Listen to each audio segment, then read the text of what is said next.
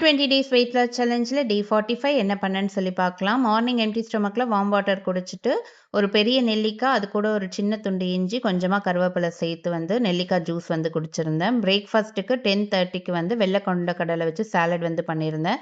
வேக வச்ச கடலை, அது கூட வெள்ளரிக்காய், carrot, sweet potato, sweet corn, அது கூட கொஞ்சமாக மாதுளப்பழம் ஆட் பண்ணி சாப்பிட்ருந்தேன். ஆஃப்டர்நூன் லஞ்சுக்கு 3:30க்கு சாதம், பருப்பு கீரை கடையல், அது கூட அவரைக்காய் பொரியல், 2 முட்டை போட்டு ஆம்லேட் வச்சு சாப்பிட்ருந்தேன். மற்ற கீரையை விட பருப்பு கீரையில் பாடி ஹீட் நல்லாவே ரெடியூஸ் ஆகும். ஸோ டெய்லியுமே கீரை சாப்பிட ட்ரை பண்ணுங்க. சம்மர் இப்போ தான் ஸ்டார்ட் ஆயிருக்கு. ஆனால் சூரியன் வானத்தில் இருக்கா தலை மேலே இருக்கான்னு தெரியாத அளவுக்கு வெயில் பயங்கரமாக இருக்குது. ஸோ ஹைட்ரேட்டடாக வச்சுக்கோங்க. எங்கேயாவது வெளியில் போகிறீங்க அப்படின்னா வாட்டர் பாட்டில் கேரி பண்ணிட்டு போங்க. நிறைய பழங்கள், காய்கறிகள் சாப்பிட ட்ரை பண்ணுங்க.